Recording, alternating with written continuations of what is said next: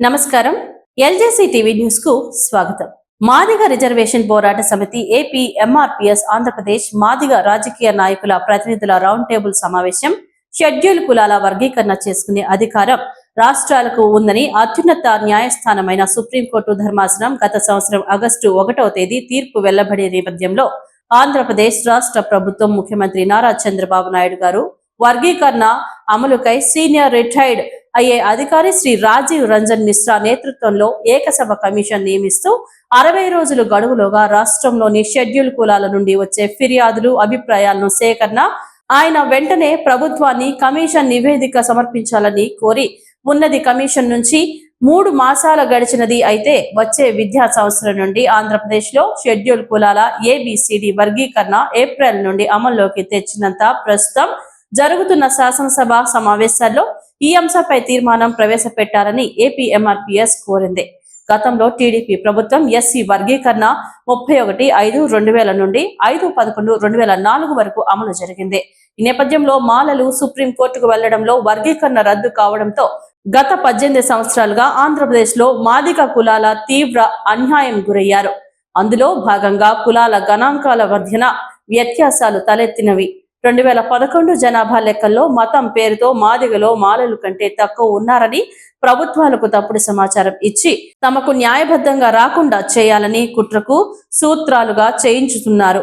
ఆంధ్రప్రదేశ్ లోని మాదిగ రెల్లి ఉపకులాల జనాభా ప్రతికిన వర్గీకరణ జరగాలని మార్చి 15 గన్నవరంలోని కేసరపల్లి దగ్గర 1,00,000 గొంతుల వేల డప్పులతో మాదిగలు ధర్మ పోరాటం మహాసభతో మాదిగల ఆత్మగౌరవ హక్కులు కాపాడుకోవడానికి ప్రతి ఒక్కరూ సభను జయప్రదం చేయడంలో భాగంగా మాదిగ కుల సంఘాలు అన్ని పార్టీలో ఉన్న మాదిగ రాజకీయ నాయకుల ప్రతినిధులతో నేడు విజయవాడలోని గాంధీనగర్ ప్రెస్ క్లబ్ మాదిగ రాజకీయ నాయకుల ప్రతినిధుల రౌండ్ టేబుల్ సమావేశం నిర్వహించడమైంది.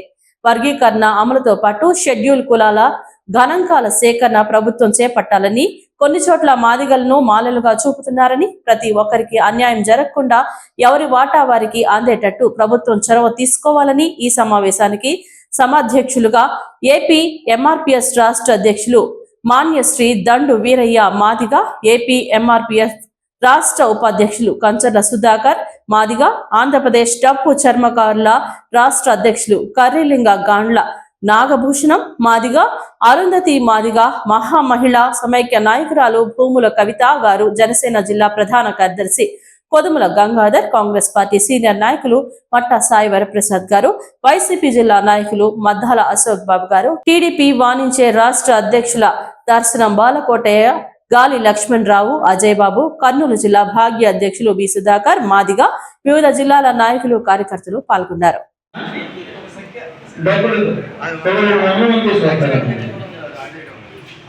తొందరలో చేపట్టడం కోసం రాజీవ్ రంజన్ మిశ్రా కమిషన్ నివేదికను వీలైనంత త్వరలోనే ఈ నెల చివరిలోగానే నిర్మాణం చేసి గవర్నర్ గారికి పంపాల్సిందిగా రాష్ట్ర ప్రభుత్వాన్ని గౌరవ ముఖ్యమంత్రి నారా చంద్రబాబు నాయుడు గారికి ప్రత్యేకంగా వర్గీకరణ 2000 సంవత్సరంలో అమలులోకి వచ్చింది. 2004 నవంబర్లో సుప్రీంకోర్టు కొట్టివేయబడింది. తిరిగి అదే అంశము ఉందని చెప్పని ఒక సబ్సమిటీ యొక్క నివేదిక ఇవ్వడం జరిగింది. ఆ తీర్పు ఆధారం చేసుకొని ప్రభుత్వాలు ముందుకేసి మేము ప్రభుత్వాన్ని కోరుతూ 1,00,000 గొంతులు వేల డప్పులతో కేసరపల్లి దగ్గర గన్నవరం పెద్ద అన్నగారితో మీరు అందరూ కలిపి కలిపి ఆయన కష్టకాలంలో ప్రయాణాన్ని చూసుకుని అనేక ఇబ్బందులు పడి మేము చాలా కార్యక్రమాలు చేసాం. ఈ రోజు అన్నయ్య ఒప్పుపడతారు, తమ్ముడు ఒప్పుపడుతుంది. అన్నయ్య తమ్ముడు అనుకుంటారు. ఆ తింటే ఆలోచన ఏంటంటే ఈ సంస్కృతి కార్యక్రమం ద్వారానే అక్కడ మన జనాభాని ఇప్పుడు మర్చిపోతే 2011 చేస్తుందంటే దెబ్బతినకుండా మనం ఎప్పుడైనా జనాభా పంచుకుంటారు. మా జనాభాతో మా వాటాన్ని చేస్తారు వీళ్ళు. కాబట్టి వీళ్ళని కొట్టాలి, వాళ్ళు ఎన్ని అంతే వాళ్ళంతా అరుస్తారు అనే ఉద్దేశంతో జరిగిన సిచ్యువేషన్ అన్నా ఇప్పుడు అదే సిచ్యువేషన్ జరుగుతుంది.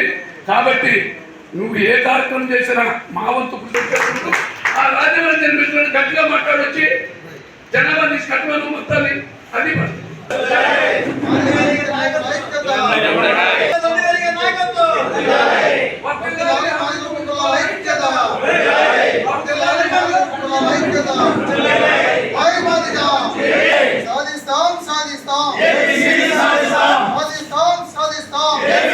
సాధిస్తాం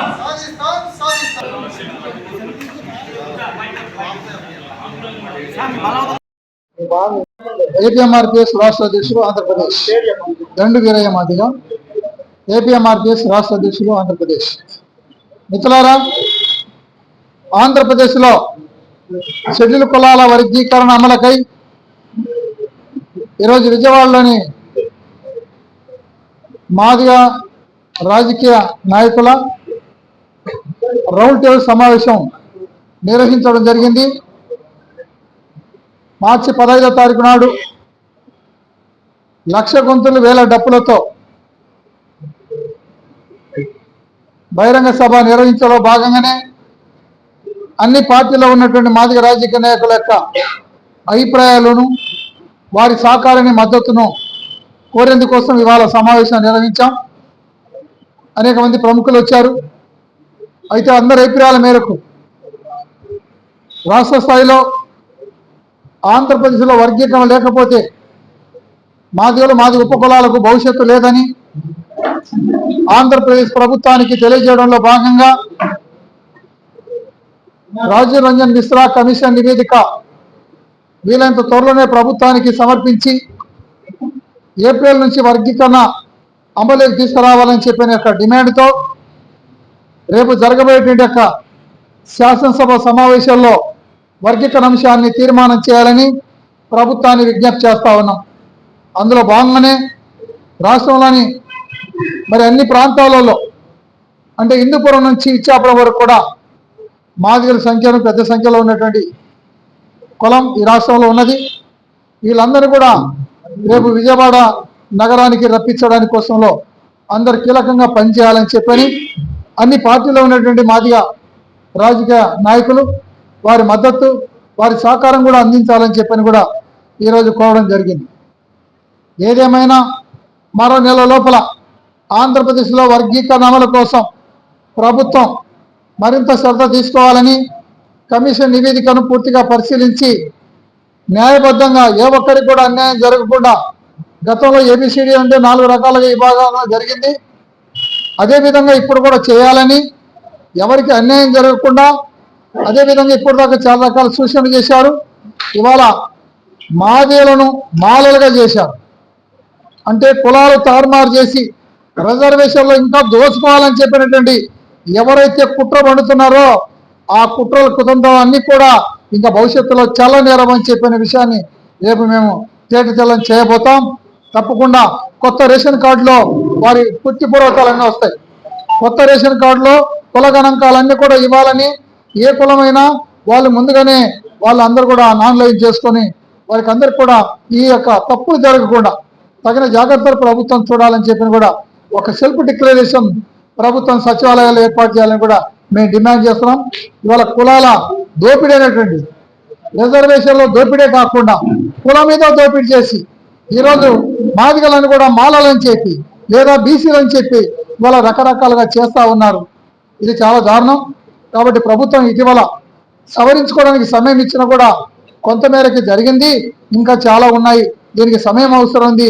దీనికి కూడా ఒక కమిషన్ వేసి రేషన్ కార్డులోనే కుల గణాంకాలు మొత్తం దాంట్లో సేకరణ కావాలి.